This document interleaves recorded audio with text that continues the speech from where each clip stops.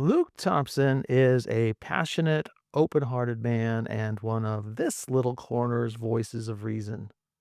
A self described Christian anarchist, he is also an adult convert to Eastern Orthodoxy, a committed universalist, a loyal husband, and conscientious father.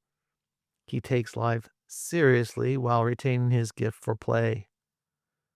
If this little corner of the internet elected elders and deacons, as some evangelical churches do, Luke would without question be that board's first among equals. And while Paul Vanderklay remains the unofficial pastor of the corner, Luke Thompson is probably our most trusted pillar.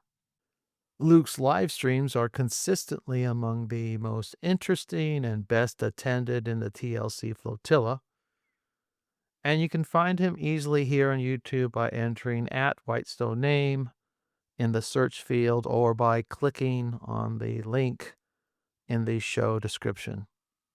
My name is Mark D. Parker. This discussion was recorded on August 18th. Thank you for listening and welcome to On Ramp Radio. Luke Thompson, welcome. Thank you.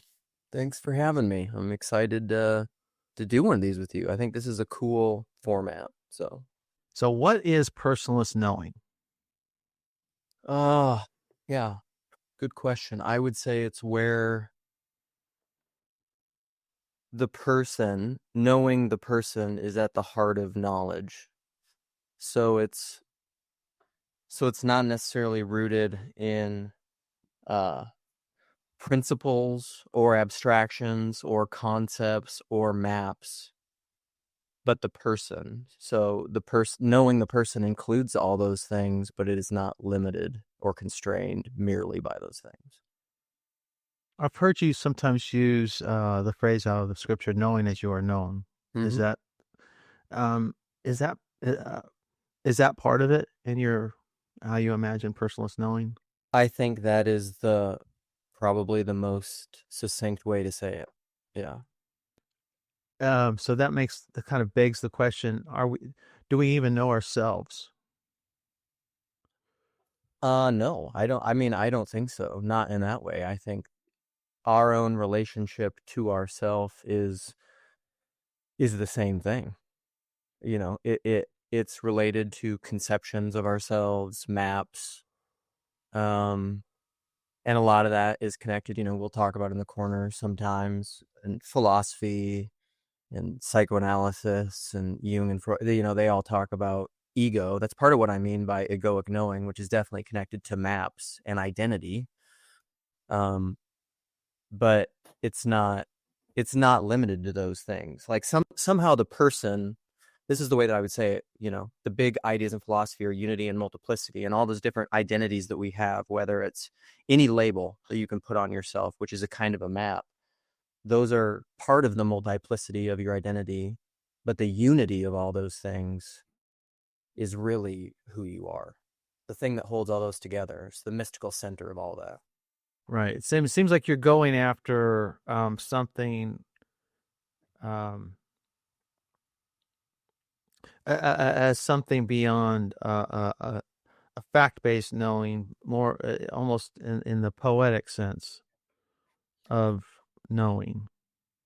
Yeah, that's true. I mean, poetry, I think, points toward that, because I would say, I mean, poetry in some sense is, I mean, that's the difference between poetry and prose, I suppose, although good prose is poetic. And any sort of good aphorism has a bit of that poetry in it, but poetry is the thing that allows for good fiction is the same way. Good storytelling is the same way. It allows for like a really good story, a classic, for example. Because that's like in my book club, we tend to read we try to read classic literature, Pulitzer Prize winners, and a really good book is the kind of thing that this is kind of what an icon is it's simultaneously it's static, like the words in the book aren't changing, but as you change and evolve and grow, the book seems to grow with you because it's you could almost say it's like eternally fecund. It's always pregnant with new meaning, because it's that whole what you see and hear depends a lot upon where you're standing and the kind of person you are. As you change and grow and evolve, you'll see new things, and a good work of art will do that with you. Contrary to propaganda, which is trying to merely limit you and control you and manipulate you to the map, to the concept, to the idea, to the principle. Right. Do you see any do you see any weaknesses or vulnerabilities to what you call personalist knowing? Are there what are the limitations? Well, so we talked about a little bit before we started recording this. I think one of the things that comes up very often, I don't, it's a good thing to talk about, but I don't think ultimately I don't think there's a lot of teeth or meat to the criticism. But I shared you that podcast that you've listened to before. I started again, but didn't finish for the second time. Although I think I listened to it twice to begin with, but on toxic and healthy empathy. Right. I mean, that's something that comes up a lot, is weaponized empathy or toxic empathy. There's a kind of, and this is in a lot of psychology, the devouring mother. You can have a kind of empathy that is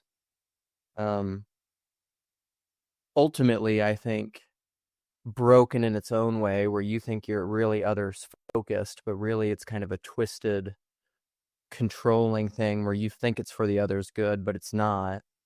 And so it's not, it pretends. I would say it deceives. In that sense, it's diabolical, or it's satanic, I guess, the deceiver. It Luciferian. It deceives you by thinking that it's oriented toward the other, but there's some delusion or self-deception in it.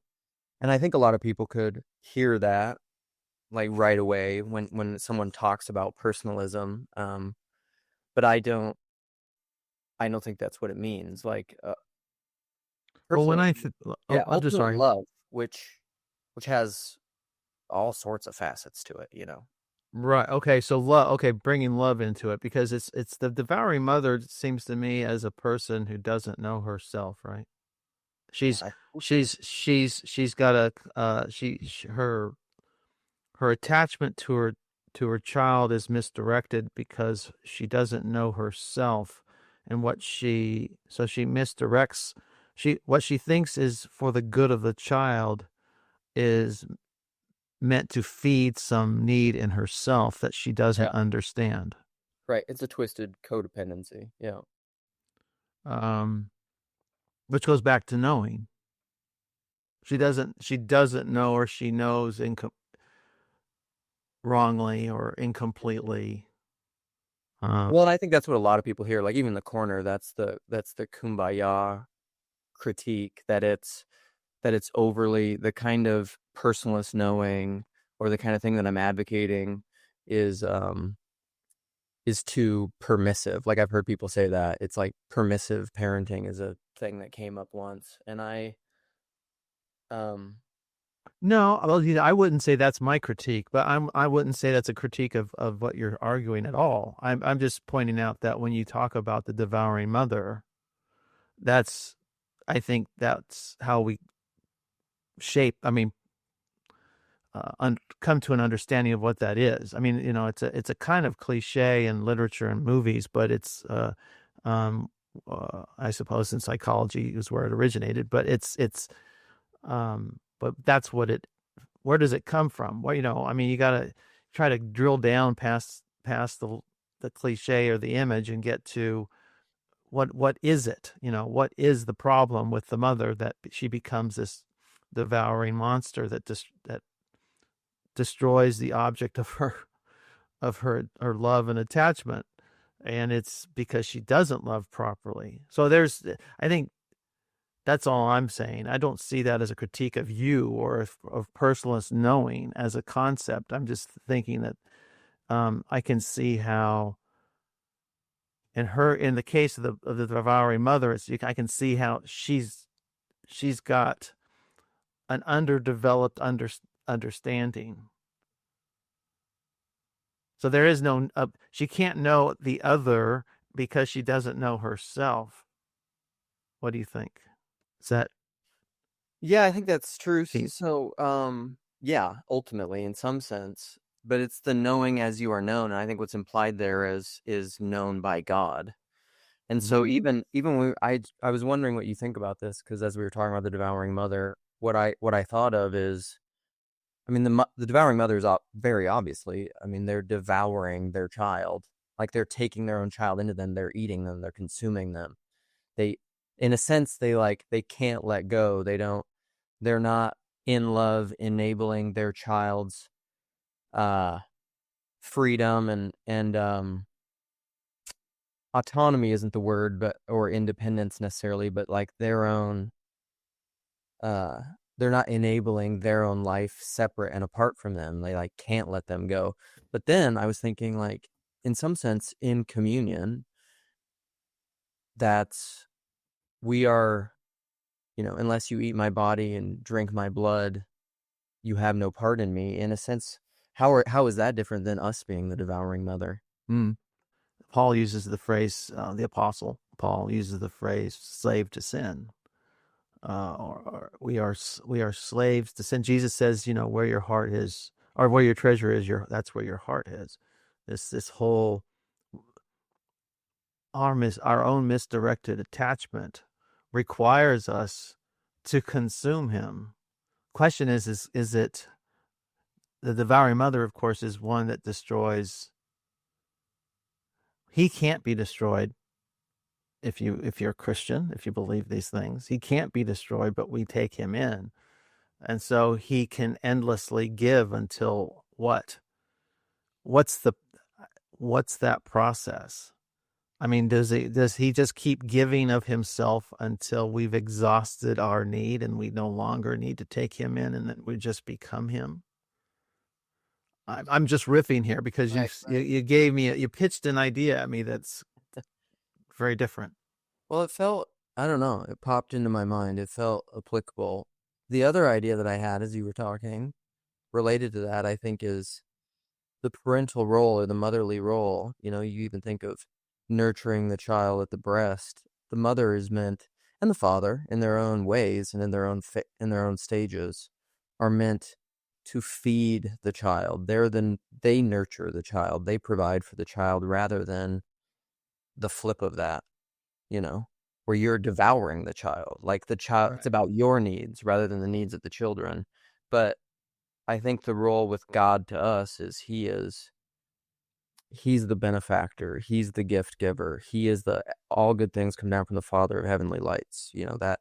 So like the manna in the desert, all those sorts of images is he is the provider. And so it's just an acknowledgement that we, um apart from him there is no life. So that's just it's not like Yeah.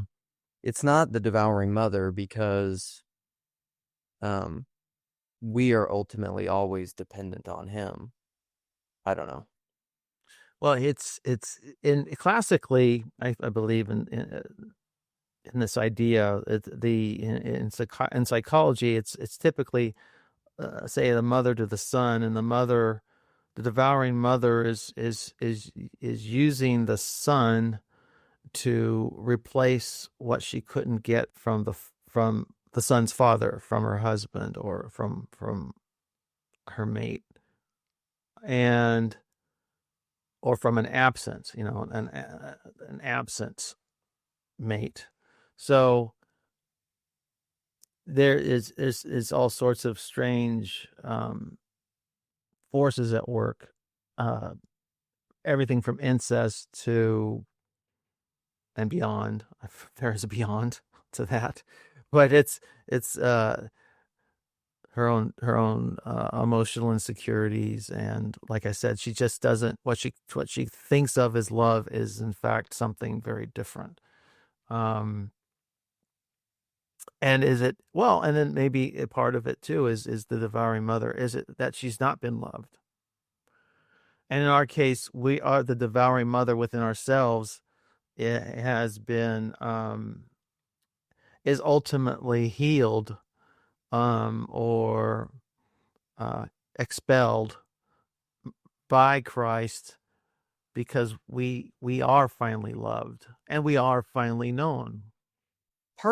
So something I've been working through, and this came up last night. So the estuary road trip boys were at my estuary last night, and it was fun to have them. And I think that we ended up talking about. It's funny, we have a guy in my estuary who all he wants to talk about every estuary is UFOs. Like that's all he wants to talk about. And he's pretty faithful. He's there all the time. Great guy, I like him. And then he was gone last week, and we and about half the time we talked about UFOs. Oh, it was so great. Two people talked about their experiences with seeing UFOs. And then coupled with that though, the tie-in to what you were just talking about, and I think God feeding us. There's a One of the big things that we talked about is the void, and it might seem disconnected, but I'll try to illustrate where I'm going with it. Is there's something about our relationship with God, particularly I think this is in a lot of other religions, but the most, I think it's the most philosophically clear and the most existentially clear and the most historically clear because of Jesus, of, um, well, and even in Judaism, you could talk about Abraham too, but then Jesus even more so, is what faith means in Christianity is trusting God even in his provision and goodness in the face of the void. Um, and the way we were talking about it last night is this person in our group was talking about how she was up at a campsite in northern Minnesota with her sister, and they went up there because they love the night sky and it was a birthday, and they went up there to see things, and they saw a UFO, and I've never seen one. Apparently it's like what a lot of people talk about, like some bright lights with a ball of gas around it, and it was like this thing that was out there 100 yards away and then was like coming at them, and they had this different experience with it. Like there was nothing, it couldn't, like, they had all the things. It couldn't have been a drone. And she had this she described it as the void, which is why we started talking about the void.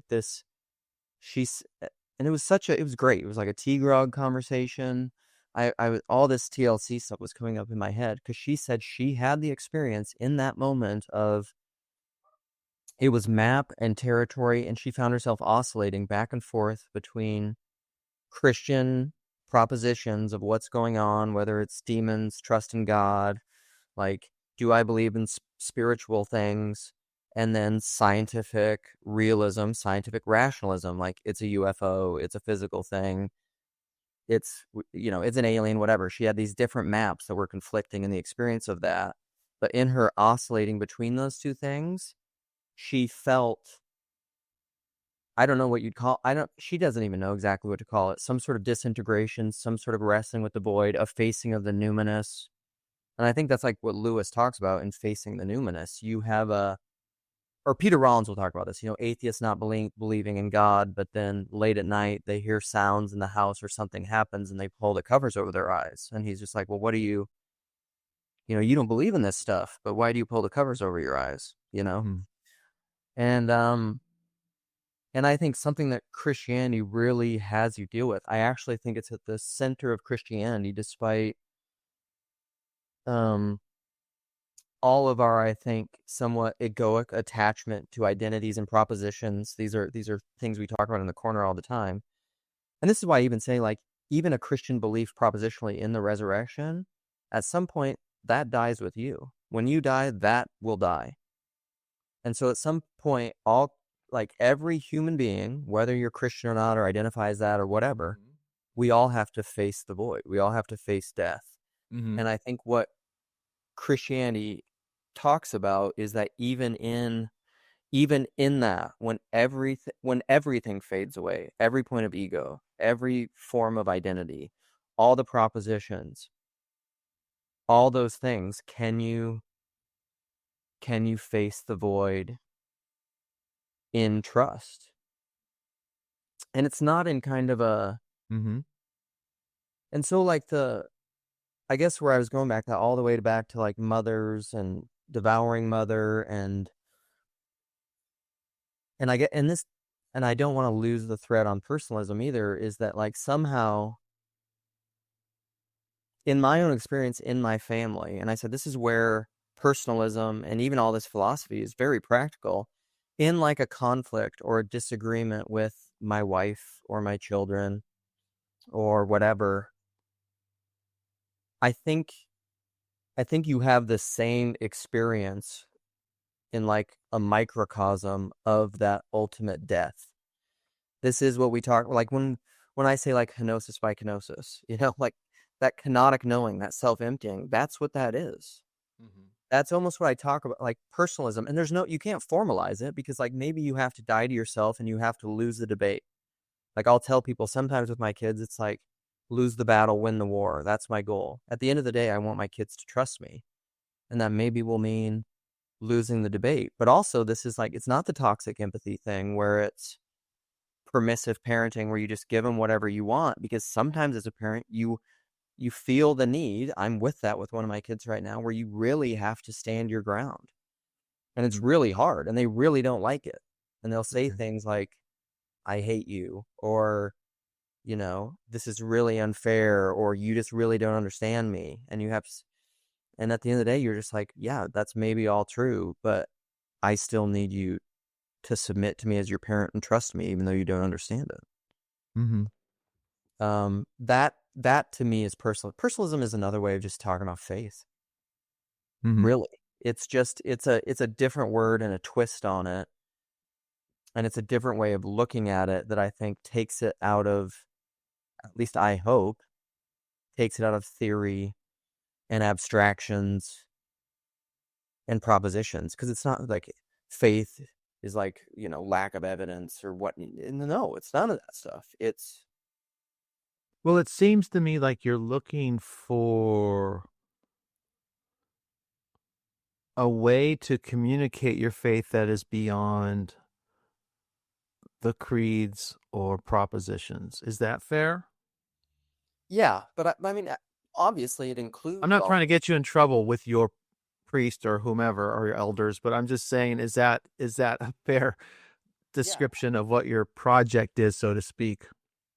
I'm not worried. I'm never worried about getting in trouble with my priest. This is what, the people in the corner will often be like, Luke isn't portraying orthodoxy. And then I'll like share whatever said conversation with like some deacon friends or a priest. And they're like, it all seems fine to me. So with that caveat taken Um, care of, so then how do you does that just is that part of it, that you're well, this just is, trying to move beyond propositional um ideological stances and or creeds, and actually talk about what it is to be a Christian or yes. to be a person of faith. Yes. I think it's more rooted in the being, but I don't even think that that's necessarily set in like oppositional contrast to the creeds, because I think the creeds No, and the it traditions doesn't have to be. No, I'm not saying it has to be. I'm just saying though that there is a deep. Some people are. Huh, that's going to sound very unfair, but I'm going to just say it and we'll let it sit there. Is that it's some people are just very superficially attached to the creeds, and Jesus called them hypocrites.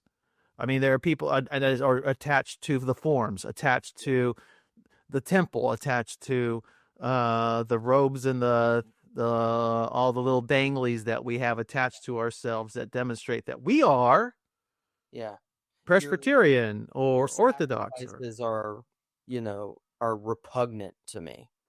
right.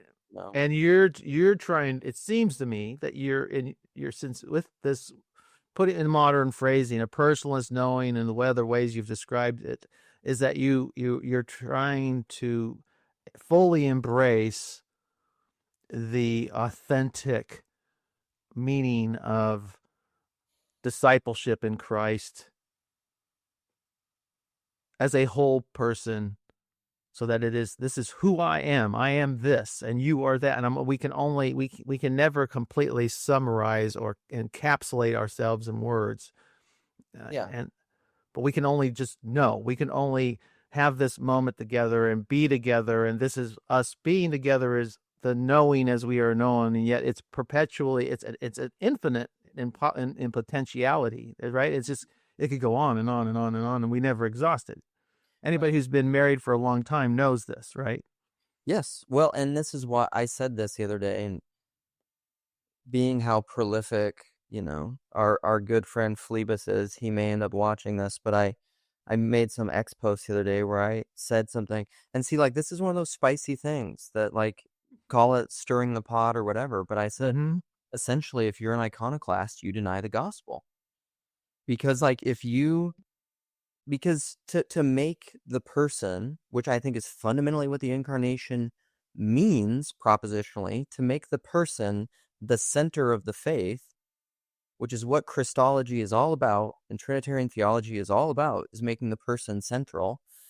Um, you, the person is an icon, and so your ideas of them, your images of them, your maps of them, your understandings of them, the agreements that you've made, the covenants that you've made, the commitments that you've made, all those things are included within that relational dynamic with the icon. But an icon always allows for further up and further up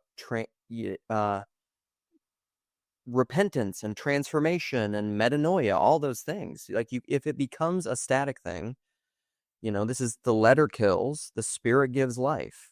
This is St. Paul. Like, if I speak in the tongues of men and of angels, but have not love, I am nothing. Love is the thing that includes all of that, but is not merely limited to it. And it's what actually allows humility, the humility to acknowledge that you were wrong and you need repentance, which isn't the thing that's so, I think this is why people misunderstand so much these dynamics between, like, conservatism and liberality, even within the church, like, taken broadly. Which makes me think of, like, Jonathan Haidt's Why Good People Disagree about religion and politics. But it's is I almost think almost all this stuff comes down to, like, I don't know what you call it, the hegemony of temperament. It's people, like, absolutizing their temperament and insisting that everyone else has the same temperament. But that's the thing. Like, Peugeot will talk about this in iconography with God. We have the right hand of God and the left hand of God. Mm-hmm. And you can really be focused, and that's essentially conservative and liberal. You know, Order and chaos, all those things. You can lean one way or the other. You can have a temperament that goes one way or the other. But the unity of that multiplicity is God Himself. Mm-hmm. And then that's fully, the Christian doctrine is that is fully revealed in the human being, Jesus Christ. Mm-hmm. And then that's fractally represented in our love for each other. And as Paul's PBK says, up to and including our enemies. Mm-hmm. So, like, it's Well, not a, with all due respect to PVK, he borrowed that from Jesus. well, I mean, if all good things come from God and Jesus is the perfection and the first Well, fruit. Jesus actually said it, right? Love your enemies and bless those who curse you and pray for those who PBK, persecute PBK says he's a thieving pastor, you. He is. He stole it. He stole it. Um. But I think So. what often people, this is where I would go with it, and Sure. as it applies to TLC, and see what you think about it, Mm-hmm. because again, it's not really prescriptive or formulaic.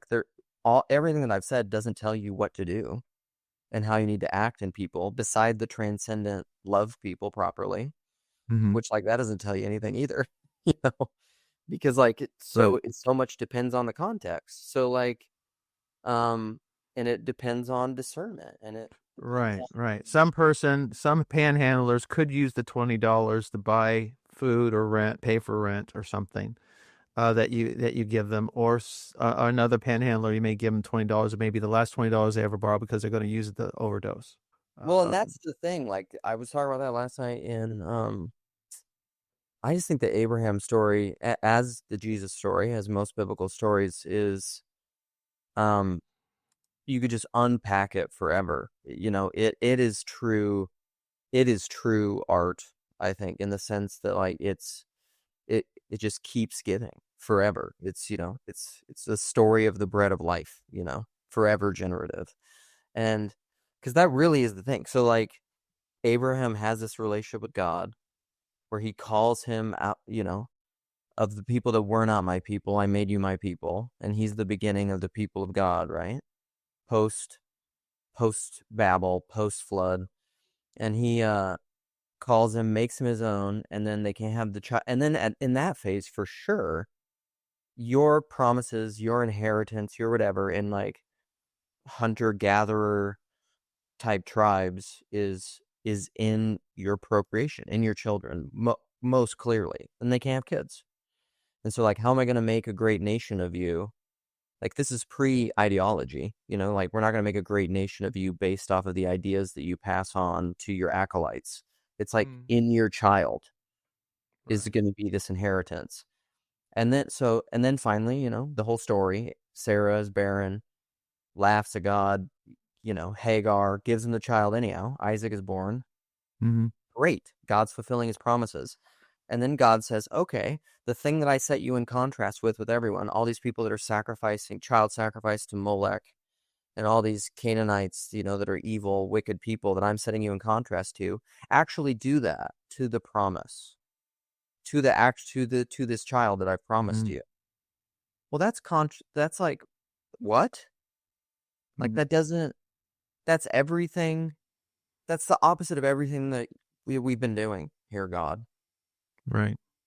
But yet, the book of Hebrews tells us that Abraham doing that, I mean, I forget the verse, but I think this is what he says, is that Abraham believed God would do good out of it, even if he had to bring him back from the dead. And this is, at least I've heard before, Yeah. this is prior to any understanding of resurrection. Like nobody even thought about that kind of stuff yet. So somehow Abraham was just like, I have no idea how this will be made right, but I trust God, even in Right. light of this horrific thing. Um, that somehow it will be made well, which I think actually, not to go down this, but like I think that's a nod at my Christian universalism, even though I don't understand it. Like that's what I'm talking about. You have to Mm-hmm. believe that somehow this will be made right well, Right. Right. whatever that means, and that good can't be divorced from every other understanding of good that you have. Um, and I think that's, to me, that is the void. That is a precursor of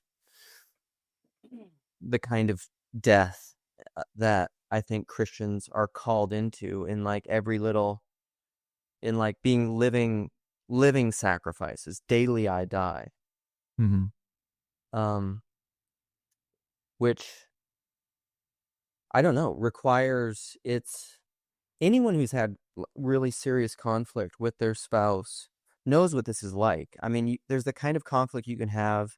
I mean, I feel it in my body where I am, and this is like discerning of the spirits, I suppose, where I'm angry, I'm resentful, I'm bitter. Like I'm having a conflict with someone, but like if I were able to zoom out and get over myself, I could tell the way that I'm having, like the conflict is going to be hard no matter what, but the way that I'm having this conflict and the way that I'm feeling in my body and in is like I'm wrong.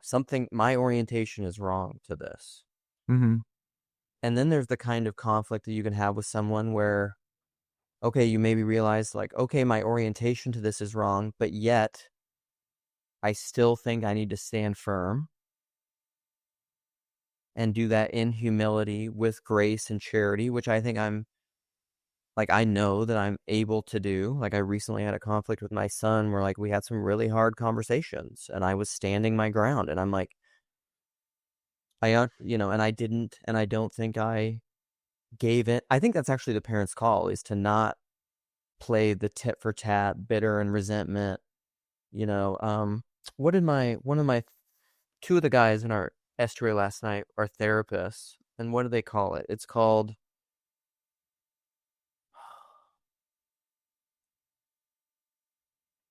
well, I'll just explain the dynamic. But like in a relationship, when you're saying like, okay, someone comes and shares how they're feeling, and they say like, okay, when this dynamic happens with us, this is how it makes me feel.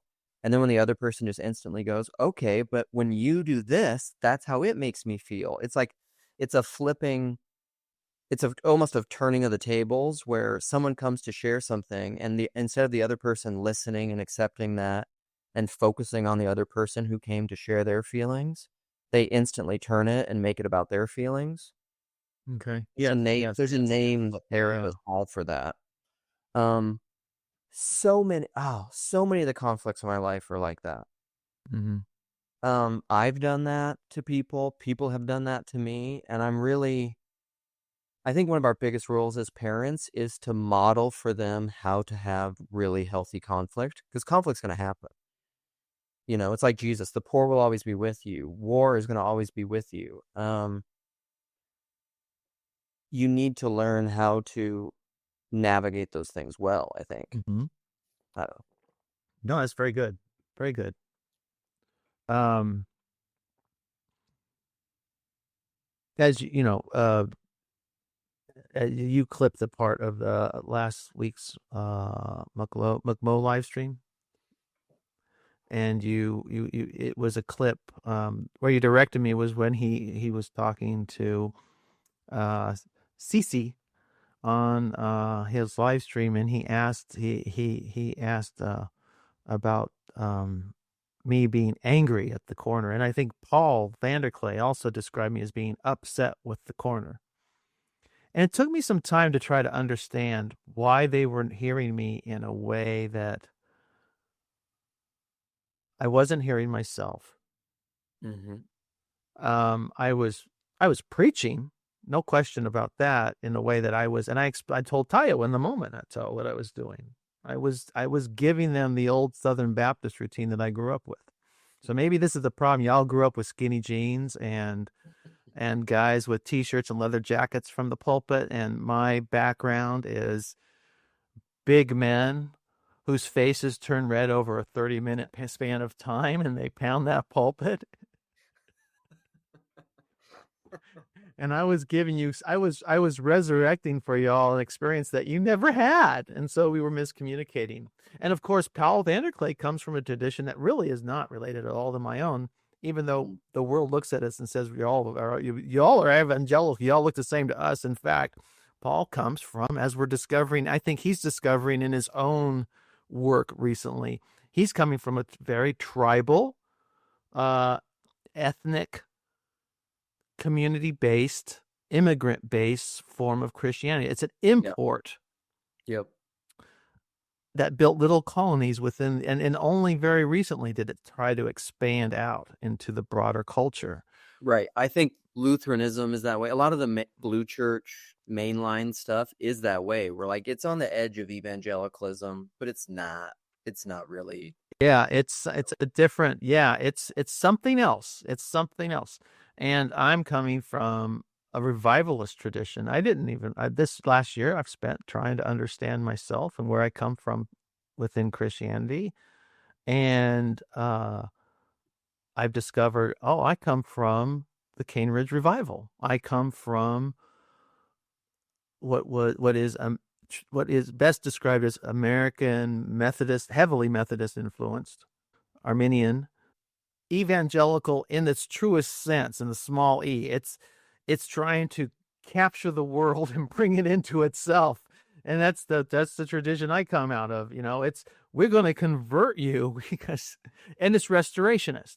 The church that you're attached to, whatever form it takes, is not quite right, and it itself needs work and needs saving. It needs restoration. It needs to be brought back to the Book of Acts. That kind of church. That's the tradition I come out of. And so I always look around at the established churches, and I see God in all of them, and at the same time I see all of them in need of reform. And this is almost I'm not saying this intellectually. I'm saying this is coming out of somewhere out of the marrow of my bones. It's like programmed into my spiritual DNA. I can't stop myself. Deeply Protestant. Protestant at the absolute molecular level or beyond. It's like, yeah. And I didn't quite, and I'm only, like I said, this is under self understanding is only really coming into focus very recently. So when I'm preaching at everybody and I'm saying, y'all, this is not Jesus. This is not what's right. This is, I'm giving you, in a sense, uh, that programming.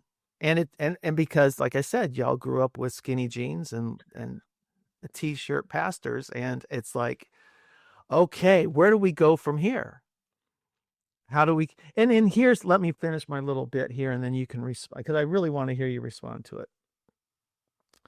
Um, I can't, I can't, I can't anathematize MAGA Christianity, but MAGA Christians seem to me to be trying to constrain my understanding or my love, my they want me to embrace less, to love fewer people, to love discriminately, to love more some than others, to prioritize the welfare of some more than others. And I have a big problem with that. And I bring you into the conversation because maybe you can help me understand. Maybe you can help me do better.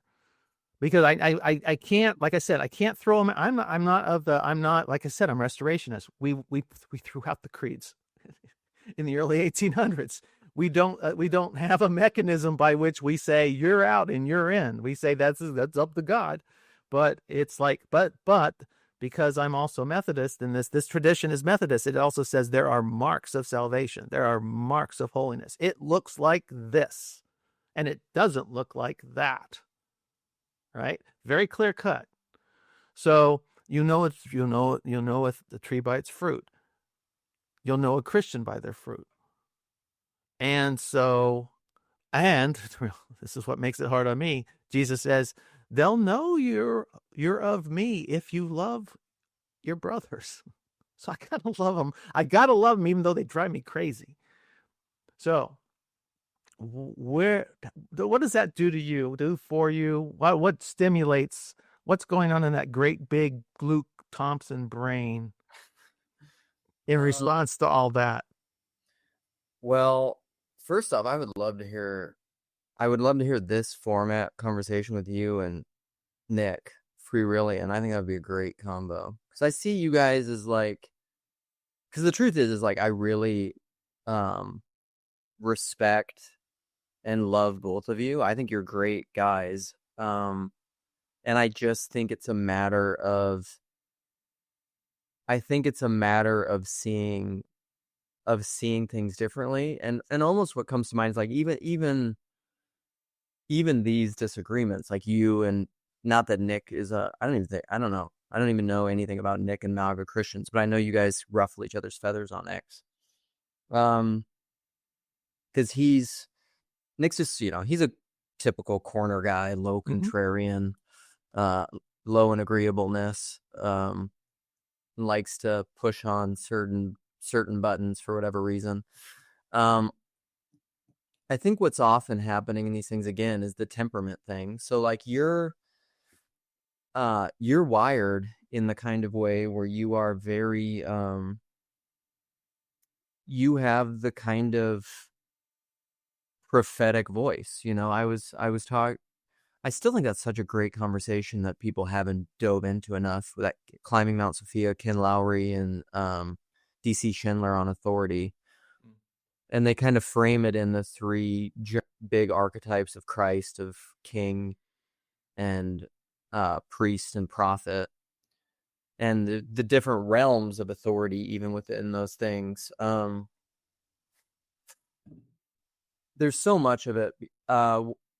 let me see. The big idea that I have is, I think, number one, that God is often working. Sometimes I think the way that these are framed, like even in this, like you versus mega Christians and telling you who to love. I think what can often be happening in those dynamics is one person or one group is saying, this is what, again, it's back to the conceptions and the narratives and the frames. This is what love is. And the other person saying, no, this is what love is. And the only way that you can love accurately is you need to do it the way that I think it needs to be done. And I think both people are doing that. I think one of the main things that Christians should be looking at, or people of faith, is that what is God teaching me and showing me in this conflict, and how can I take the log out of my eye? Now that's probably your primary focus. I would say it should be the primary focus. But then the complication that comes in, and this is one of the reasons I am a big anarchist, not big government person, although that's not the world we live in, and so we all have to deal with it, is that we don't live in a world where there's a small government and it's all in like these little independent, agreed upon, covenant bound relationship things. We have like a huge federal government, and we have a modern nation, and we have an immigration policy. And so like because that exists, there is no neutrality somewhat, like you can't, to opt out is to, well, then you're just going with the status quo. Right. If you say like, I don't want to be involved, then you're just going with the status quo. And then people like Nathan Orman and yourself would just be like, okay, but then look at what's happening. There is no, I guess my big takeaway from all of it, and my general stance on it, is more to say that I think what's going on in all these realms of politics and the way that I view all these things, politics, social media, misinformation, malinformation, mass formation, I think a lot of what's happening is very, I think powers and principalities, I think spirits, I think demons are playing 3D chess with mass media and algorithms, while people who are passionately disagreeing about these things are playing checkers. And I think the demons are just laughing because we're all pissed off at each other and hating our brothers and being anti-personalist for the sake of, it's almost as if we're all being the great philanthropist from Dostoevsky, where we really love mankind, but we can't stand to be alone in another room with somebody who disagrees with us. Mm-hmm. Or the great quote that I love, which I don't like to tell people who it was, but like, the last remaining acceptable form of bigotry is against those with whom you disagree. Mm-hmm. And that doesn't, and again, I do think that means, I've been doing streams about this recently, that I do think that means that you have to have very strong, I think it's good. I'm coming back around in this, where I'm being more like the fundamentalist with Peter Rollins, where he gives the parable, which I'm going to make a clip for it and put it on my channel, of, because I found a video to give to Nick of like what I thought was the best Peter Rollins, because I was like, oh, I think I always think the corner's getting ready for Peter Rollins, and I'm wrong. But I sent him what I think is the best example of him just clearly talking about his work, and he starts it off by telling that parable. And so I'm going to put that on just the regular videos in my channel. But I'm coming back around. Peter says, basically, he gives this parable of a mystic, an evangelical, and a fundamentalist going to heaven. Mm-hmm. And the short version is like the mystic goes in there with St. Peter, and he's receiving his judgment, and he's in there about 20 minutes, and he comes out and he's just smiling and laughing, and he's just like, of course I was wrong about everything, of course. Mm-hmm. The evangelical goes in, it's a little longer, it's about 2 hours, 2 hours, maybe 3, and then he comes back out, he's like, I got some stuff right, I got some stuff wrong, it's all right, go into your reward. And then the fundamentalist goes in there, and it's like, the sun's going down. Like, it's been a long time. and everybody's getting a little, uncomfortable. And then all of a sudden, Jesus just comes out and says, "How could I have been so wrong?" I love that joke. You know? And Peter, he tells that story because it's just like a funny, whatever parable. And he very much he thinks there's a reason Jesus told parables because it's getting at something. And they're kind of that art form that just like they keep opening up. And he says when I started telling that parable 20 years ago, he's like, I was very much on the side of the mystic. Mm. He says now in these later phases of his life, he's like, I think the fundamentalist is right. And what he means by that is like, I know I'm still working through. Peter Rollins is like, I don't, and forgive the hubris in this, but like Peter Rollins is one of those people. Like I've learned so much from him. He's way up there for me, and I've wrestled with his work a lot. And he's one of those people that I know is like always intellectually, at least because I don't know the guy personally. He's always been steps ahead of me, and I'm just trying to figure out what he's talking about. Mm-hmm. And I know there's gold there. And so I'm wrestling with what that means for me. I think it means we have to have it's that opinion, discernment, judgment video that I made that Grimm wanted me to. I think we need to have deep, deep convictions about things, but then how do we live with one another with really deep and profound convictions in love? That's the question. And I don't think there's a prescriptive answer for it. Because it can't be just colonizing everyone to act how we want them to act. Right. Exactly. Well, it's like prescriptive back to the panhandler, right? If you can give him the money that can keep him alive and possibly change his life, or give him the money and kill him. And you don't know which is going to be. There's no prescriptive. There is no prescriptive answer. There is only moment to moment encounter between parties. I mean that as individuals or persons. It's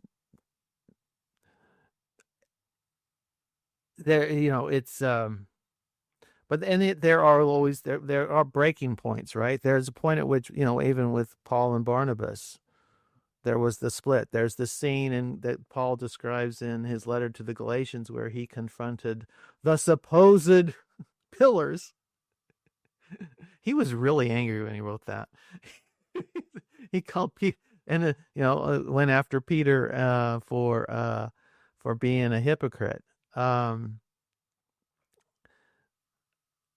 How do we? Part of me wants to ask is, how do you deal with those situations? Do you have breaking points? I've known you to have problems where you just get so tired of being hounded by certain individuals, and you'd send me a text, and it'd break my heart, and I'd go, I feel so bad for you, and because you do, you put it out there, you give of your time and yourself, and all you get is a wrath of shit, in the chat. And sometimes these long things come out. I tend to, the longer they are, the more inclined I am to not read them. When I get them, unless it's profane or abusive to others, I don't delete them. But if you send me if you put a long comment under a post, it's going to be like, it better be a good one. Otherwise, I'll ignore it. You read them, it seems like, or you were. Do you have an answer? Is there a point at which you just, sometimes, it's like Germany and the United States go to war, right? In World War II, 1941. And say you're back there, you're a dad, and your son is his age now, is 17 or 18-year-old boy, and you're looking at this kid going, we both have sons of an age that could be called into service, and it's just like, what do you tell them? Well, I don't want you to be thrown in prison for being a traitor or dodging the draft. You're drafted, okay, well, let's let's go over and look at the advice Jesus gives, and look at what maybe like John the Baptist did. Okay, you're going to be a soldier. At least try to show. I'd give my advice. But at the same time, you're gonna put on odds are the kid's gonna put on the uniform, and they're gonna follow orders, and the orders and then the morality of the orders, their whole lives are not their own. They have to, yeah, they have to, I mean, baked into that is they got to submit to an authority, and, in a brutal way where it's not like you're not given the option Right. to not submit to the authority, in regard to the military. Well, about the military thing, yeah, and also being an aspirational pacifist as I am, it's well, first thing that came to mind was thank God for peanut allergies. And and then the other thing that came to mind was one of my favorite movies in recent years, not favorite, but I really like it, is Hacksaw Ridge. That's that story of Desmond Doss, I think's the guy's name, who was actually a Seventh-day Adventist. I mean, they maybe talk about that in the movie, but it's a movie Mel Gibson made a few years ago. I don't know if you've seen it. Really great movie. I missed it. I didn't see it. But I'll have to look it up. I highly recommend it. He's so Desmond Doss is this pacifist who gets enlisted and goes to World War II. And I mean, he's not, he's up front the whole time and said, he's like, I'm not trying to dodge the draft. He goes and he's like, I'm going to go. And he's like, I will be a medic and I will go to the front lines. But he's just like, I'm not going to touch a gun. I'm not going to carry a gun. I'm not going to kill people. And I guess, I mean, it's still worth watching. But here's spoiler alerts. I mean, it shows the conflict that he has with all his fellow soldiers in boot camp and things, and they all think he's a coward, and they're beating the shit out of him. And he doesn't leave, and he turns the other cheek, and he loves them in spite of it. And then he goes over there, and the movie's called Hacksaw Ridge because there's this huge ridge wherever they go in Japan that they have to like climb up with military nets. It's like a 60-foot climb or something. And then on top of that ridge, there's all these deeply entrenched and tunneled in Japanese, and it's just like hell, Right. It's just a total nightmare. And they have to climb up there, and they all climb up there, and they get in there, and they end up having to retreat, and it's a disaster, and a ton of people are dying. And then they're all just like terrified out of their minds. They don't want to go back up there. And despite all these other guys are scared, and he just keeps going up there alone by himself, dragging people back in the middle, like the bravest of all the guys, not trying to avoid death, like entering into it as much as he can and dragging people back to safety. Even he's bringing back Japanese, and they're like, "What are you doing?" And they're like, and they're like wanting to kill the Japanese. He's just trying to save everybody with somewhat an utter disregard for his life, because he's just at that moment he's embodying Christ. He's just fully doing it. Christ-like, harrowing hell on earth. And it's a beautiful, beautiful story. Like that's the thing. I think being a Christian is just like, this is what I often say to people who like shit on pacifism or something, and they quickly go to Jesus and Revelation or whatever. But I'm just like, Jesus in the Gospels and in the Passion, is he a coward? Right. He's not a coward. No. And so I don't know that. So that's the war thing. That's the thing with peace. I don't know. But I would pray, and by God's grace, he would do the thing that he's supposed to do for us. For us in these instances, like me with comments or whatever, I mean, it's pretty low stakes, although psychologically I'm a pretty highly sensitive, empathetic person. So that stuff can be pretty tough for me. And this is where I need to grow in my own discernment of like, how much do I engage with critical comments and dissenters and different things? Because it can get to the place, as it did like when I was in the evangelical world, where it starts to infringe upon my family life because I've never been able to compartmentalize well, Mhm, so like to be blessed is to be cursed as well. mhm, It's just like I'm tapped in all the time emotionally to mhm. everything, which is a gift, but like it can be a curse. And No, I so, can relate to that. I'm not a yeah. good And so when compartmentalizer. I think, and that's part of maturity and growth, is you need to be discerning in how much criticism do you entertain and engage in? Because if you aren't, how much, you know, David Goggins, like, who's going to carry the boats, or like weightlifting, like the more, maybe you want to like bench 400 pounds, but like you don't have the spiritual backbone for that yet, and the musculature and the structure for you. You haven't been trained well enough to carry the kind of weight that you want to carry. So you need to be discerning, like you're not yet. And with that comes humility. And so I've grown in that kind of maturity some, but I also recognize the kind of person I am. I'm always going to be the kind of person who leaves the 99 for the one. Like I've never been the kind of conservative that wants to talk to all the people and feel safe being around a bunch of people who disagree with me. I like I like people that push back on me. The people I'm most inclined, like that's the way to get close with me usually, is push. Disagree with me. Like I love people like that. Nick's always pushing on me. Phlebas pushes on me.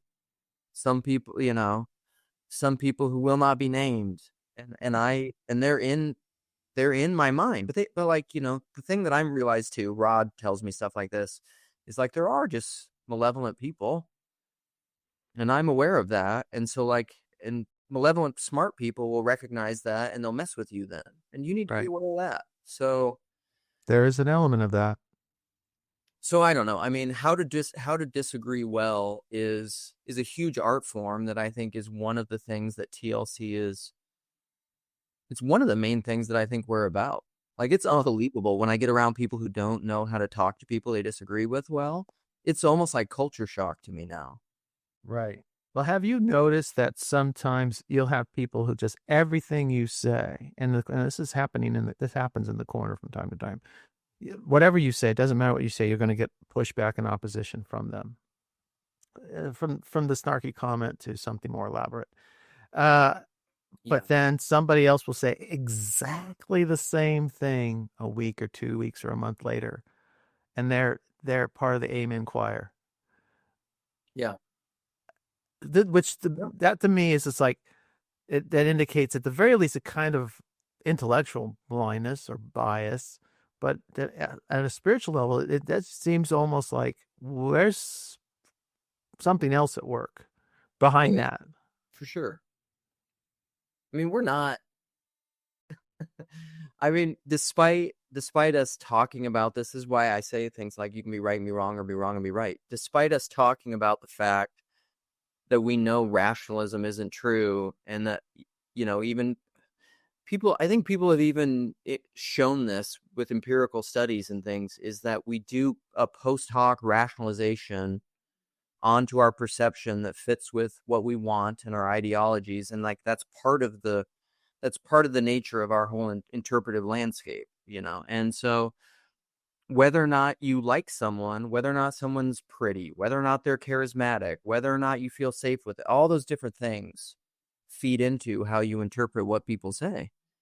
And like in a space like this, because I think we both trust each other and we're talking, like, we'll all acknowledge that. But then when you're on X or reading through comments, like all that goes out the window, and you start It's so weird. you What start to get did, frustrated. I think part of that's medium is the message stuff. That's yeah, I think you're right there. It's we got to should joke be. about that. Like X is so much more confrontational and abrasive, so much more. Text Yeah, text in general is. yeah. Well, here's a good example of that, of what you're talking about. PVK likes to stir shit on X. I don't know what demon is behind that, too. Why does he like to troll on X? Are you talking about the like He, post from Reddit of the guy? let's see. What I don't know where he found this one. This one is here's your he just wrote, and he's really being an asshole on this one. Here's your prompt, ... Discuss, ... Then below it is somebody named Rosie posted this. Seems healthy and not transactional at all. And then there's a screen capture, right? A little image of something somebody wrote. And it said, my wife stopped having sex with me, so I stopped doing things for her. And then it starts out with, it's a very long little thing, but it says, me, 37 male, wife, 32 female, been married for 7 years. We have 2 kids. For the first few years, sex was great. Not just the physical part, but the connection. Then about 3 years ago, it slowed down a lot. Now we're basically roommates with who co-parent. I've tried initiating. And all these, it's horribly spelled. I've tried talking about it. I've tried planning date nights, even helping more around the house. Every time I bring it up, she says she's too tired or not in the mood, or that I make her feel pressured by even bringing it up. So about a year ago, I just stopped doing the little things I used to do for her. And he goes on and finally he says, now she's upset that I've changed and I'm not as loving anymore. I told her straight up that love feels different when it's one-sided. Then so then there's a ton of responses to this, right? 36 at least. And then my response to it was dumbass. That was my one word response, just because, okay, I want to embrace the moment and troll back on PVK. But then Kale said something, and here's the funny thing with Kale is I spent a weekend with Kale, in depth, lots of long conversations, estuary. He was in my little half of the estuary group. So basically there was no meeting apart from meals that Kale and I weren't together at the Connecticut retreat with PVK last year. And so I know the man pretty well, at least as well as you can know somebody at that level over a weekend. I liked him. I liked him a lot. I thought of him, wow, this is probably the cool teacher in the high school. He's like the guy everybody wants to kind of, you want his class, you want his advice, you want to hang out with him. Very cool dude. But the Kale Zeldin, Denimore's Zeldin on X, oh my gosh, it makes me want to just find a tall bridge and a short rope. He wrote,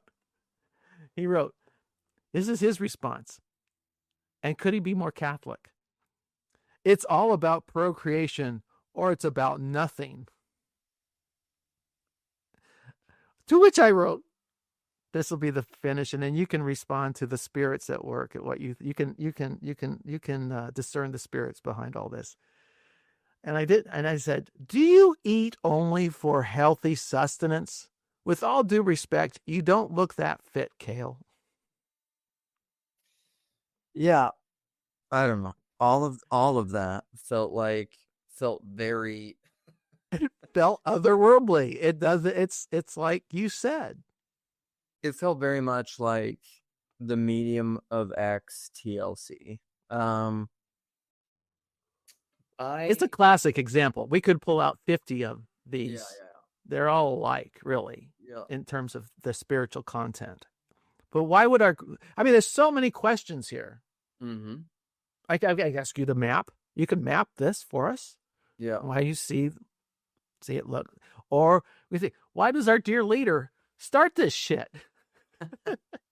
Well, I think for Paul, because I feel like I would do very similar things. Like that's no different than, because I would say again, like how you were saying earlier, someone will do this and say this on one thing and it's perfectly fine. And then they'll do it a month later, or someone else will do it a month later. Like in one instance, it's a problem, and in one instance, it's perfectly fine. So like even, I would almost say that my X post, and again, this is the medium that I did about like, if you're an iconoclast, you deny the gospel. Like it's pretty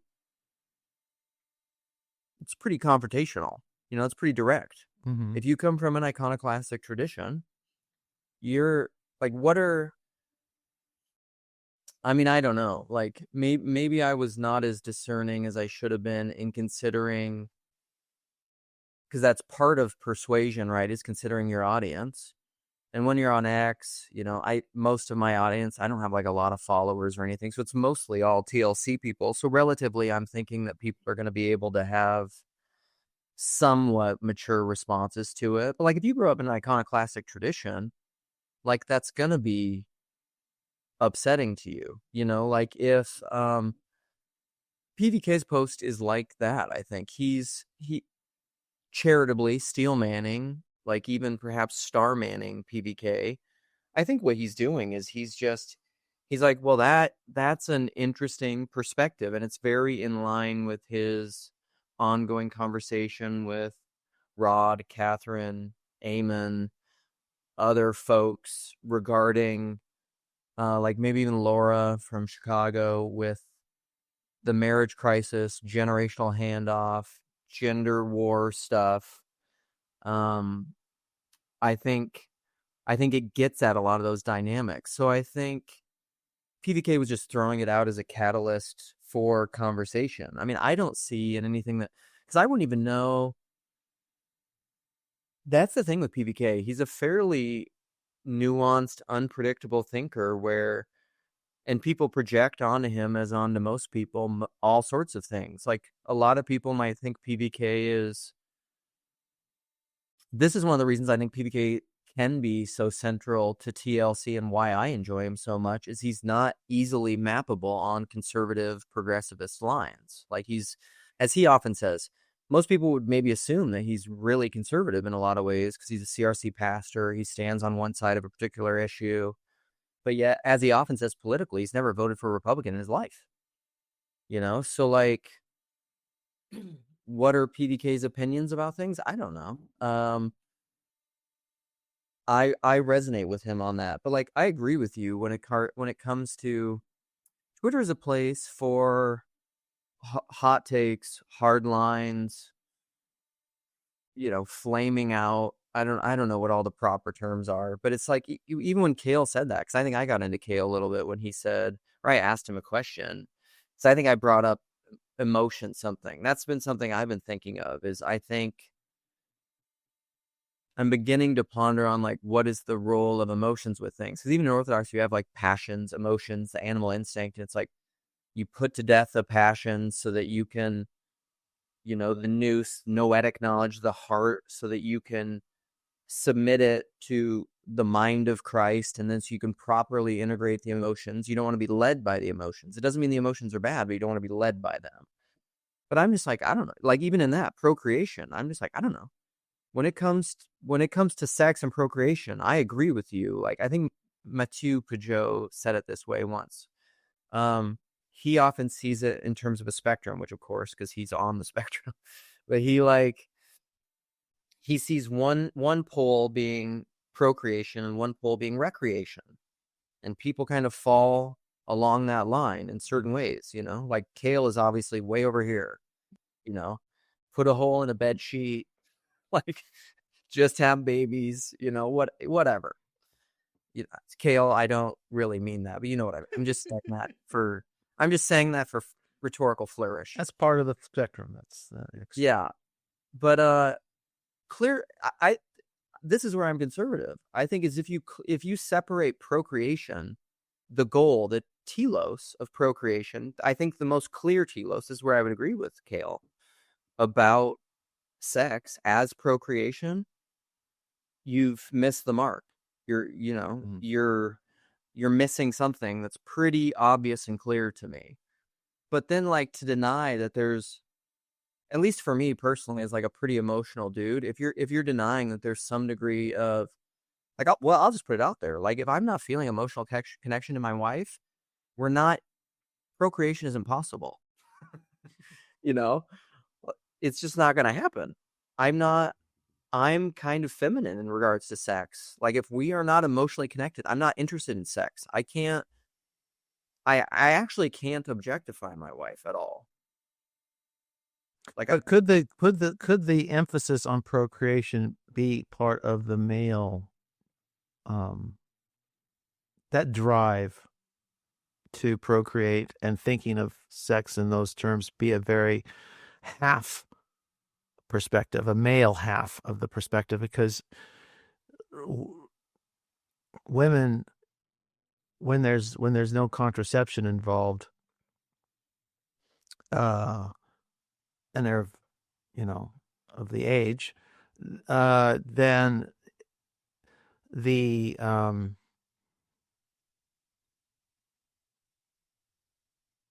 that what is a kind of aspirational drive in the male is a factor of anxiety, a provocative source of fear for the woman, because there's this huge burden and risk that she faces. And it seems like this sentiment expressed by Kale and by that we hear often these days in the corner by men seem to just completely dismiss or just are ignorant of. It's just like not even within their field of view. The blinders are on. I'm just, this all Yeah, forces. I think they would frame it, or they would just talk about it differently, because I think he even said something on there which he talked about, like matrimony, like mater, mother, like that's part of marriage, and even the female archetype and everything else is motherhood, and so that's just, but that's part of the procreative pull of People aren't archetypes, though. In all fairness, no, but this is like savings throws, powers and principalities, though, is like we live. I think this is the rightful conservative pushback on the modern world. Is like you, even in the way that you talked about it, like you frame it as having a child is a burden. Well, I think there's another way you could talk about this. Like having a child is a gift. It's a huge gift. And is it a burden on your life in a sense that it like stops you from pursuing career and peak finance in a capitalistic consumerist world? Sure it does. But that's just because it's a competing worldview, competing reality. And I think that's what a lot of people would, I mean, that's part of the, I think that's what PDK was getting at, is that's part of the whole gender war, sex war conversation, is that there's so many women, and I don't know if Elizabeth Oldfield and Mary Harrington, all those people start talking about these things, but like, I think there's a lot of women nowadays that feel like they've been lied to and sold a false bill of goods, being promised like all this girl power, girl boss, pursue all this stuff. And they say like, well, you can have your motherhood and do all that too. But then they don't get to that until they're like mid-30s, 40s. And then, infertility stuff starts happening. It's much more difficult to have children when you're older. Maybe you haven't like found a spouse by that time. And then maybe you can't end up having children. And then you're like, oh, actually, maybe now when I'm 40, I've realized that having children is maybe the most important thing to me, and I can no longer do it. mm-hmm. Like all those are dynamics that's happening. Sure, but I would add into that I actually I've known women, young women who nearly died either in having a child Mm-hmm. and then having more. I mean, Mary Harrington. I know everyone in the corner just thinks the world of her, and As soon as I brought her up, I was like, I maybe shouldn't have brought her up. I think she's thoroughly half baked. But anyway, on her point about the pill as a transhumanist, as the first foray of transhumanism into the evolution of the species. No, I mean there are people who need they getting pregnant again for some women is life threatening. The pill is actually a has a viable medical use. Preventing pregnancy sometimes is actually essential to the health of the woman. I want us to keep trying to open my view or my role or my place within the church is to keep opening up and embracing more, and yet I feel constantly the pressure from American Christians and from many Christians in the corner to keep narrowing it out, keep pressing. It's like I keep wanting to do this, and they keep wanting to no, do this. I'm making hands gestures for Luke on the video here, but do you see that? Do you feel that, or is it? Am I out of place? Is it time to kind of like put the lid on, hang up the close sign on the House of Woo, and just is there no reconciliation here, or is it just more tension and struggle and difficulty? And Well, it may get to that point of Paul and Barnabas where, I mean, arguably there is a time for I would say as much as it depends on you, live at peace with all men, and so amicably separating, perhaps, there's maybe a place for that in all sorts of relational ways, although it's not ideal, because that's the whole, whether it's relationally with TLC or whether it's in a marriage, because Jesus said, Moses allowed for divorce, but it was because of your hardness of heart. It was because of your inability to forgive and love properly that has to happen. But maybe it has to happen because you're not ready for that yet. You can't bench 500 pounds yet. Maybe you have to separate for now. That might happen. But I do think the one thing that I was thinking when you were mentioning all these things is attention, is like, love cannot ever colonize the other. I think we need to passionately disagree about these things and talk about these things and perhaps take breaks and separate for a time, maybe. But another dynamic that comes into it is the idea of, and I believe in this because I think it's necessary to what it means to have proper constraints and bodies and boundaries, is centers and peripheries. One of my, in the pre-X days of Twitter, that's one of the tweets that when I was on there, that I put out, that I said, the conservative impulse is to deny and exclude the fringe. And I said, the progressivist impulse is to want to normalize the fringe. And I said, both are wrong. So like there is, what I would acknowledge in reality is there is a center. The human body has a heart. It has a brain. There are things that are central to us. Like, you lose your hand, you can live. You get stabbed through the heart, you don't live. The center matters. What can happen, I think, with subtle bodies like nations or political organizations or whatever, is that, and because of the nature of propositions and creeds and confessions and words, is that people can get askew where they think the center is somewhere that it is truly not, and the center can get off, and that's where you need repentance and change to correct where the center is. And so I say all that to say, like, this is why I like the Jedediah Pascal line. This is how I would close, I guess, is because of the nature of everything being relational, all things are relative. This is why you can't prescribe anything. Everything's relative. It's contextual. Do you give $20 to the homeless? Do you not? Is it merely procreative or not? Like, what is going on in all these dynamics? Should the woman get pregnant or not? Everything is relative, but it's not arbitrary because there are centers and peripheries. And this is where I'm perhaps more conservative than you, is I do, like, in general, I think Orthodoxy basically has the same understanding as Catholics when it comes to birth control and all that stuff. It's just, in my experience with any of that, it's not really talked about that much. And the Orthodox they're not quite as Bible thumpy about it. And if people decide to do something else, I mean, that's kind of between them and the priest. It's not like a big deal. And that probably varies from parish to parish, but yeah. But to me, that's still that's having a center, but maintaining it in a personalist way. And I think that's because I would acknowledge both those things. And sometimes, well, salvation comes from outside the camp. Sometimes salvation comes from the periphery.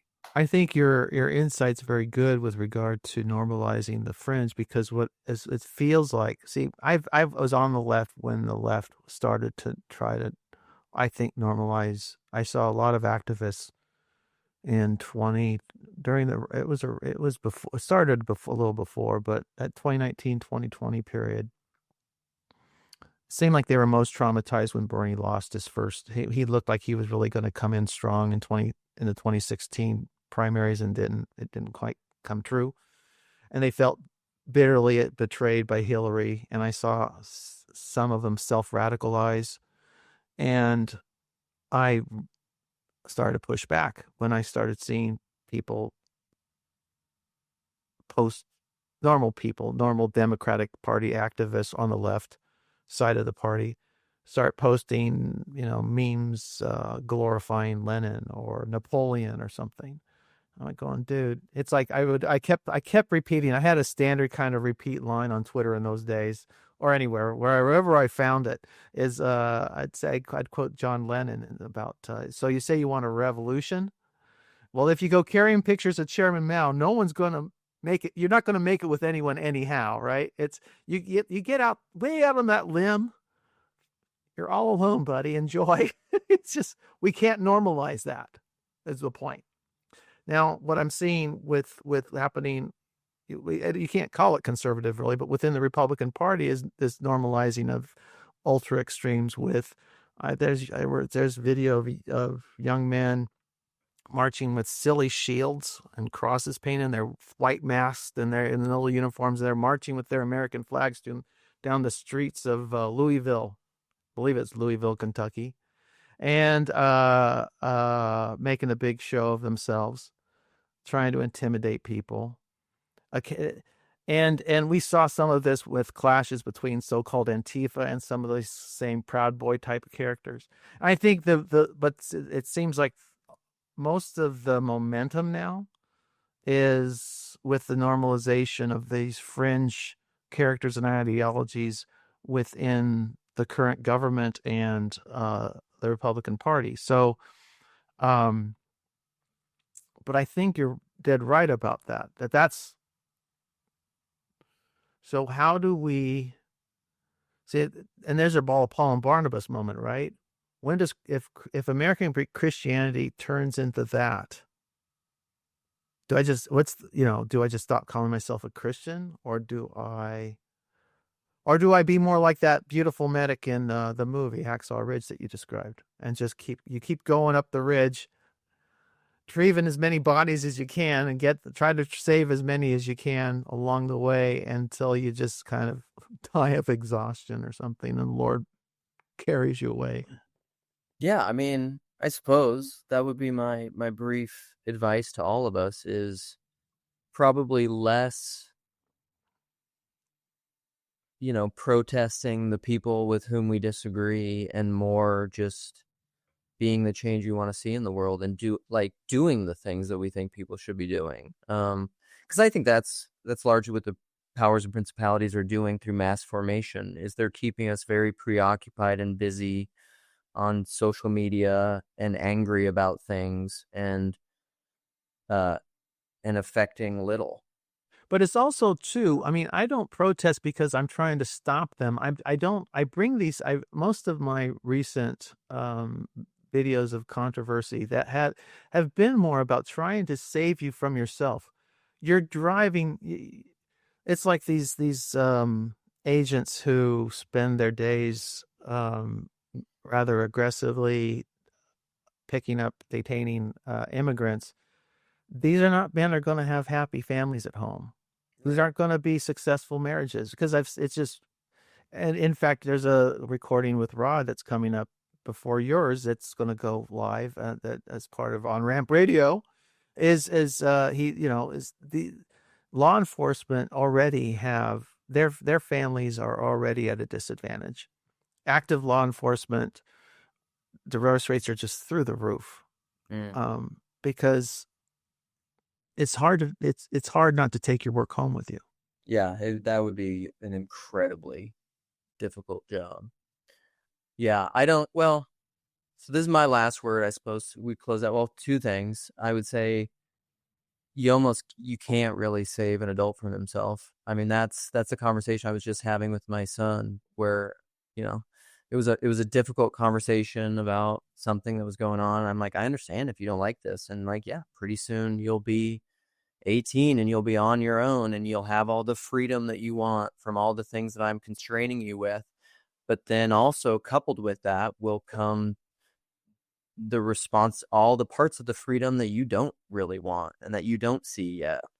And you'll just have to deal with it. And you will be free in ways that you may enjoy, but you're going to be free in ways that a lot of ways you don't enjoy. And that's just is what it is, and I can't, and at that point, I won't be able to save you from yourself. Like, while you're in my house, I can do what I can to help you and protect you and nurture you and guide you. And because I was basically telling him, I'm like, this is like the equivalent of you're saying, like, I want to have the freedom to do what I want. I'm like, but you don't, but in my opinion, you don't understand what you're asking for yet. This is like the 17-year-old version of the 3-year-old who wants to run out in the street. And I'm like, that's not a good idea. And I came like, you did that. Right. Right. And I'm like, and you don't agree with me and you can't see that and you're 17 and you can argue way better than a 3-year-old and I can't control you as much. But to me, it's the same thing. And you can either trust me or you don't. Yeah. But then also at the end of the day, while you're in my house, you have to do it.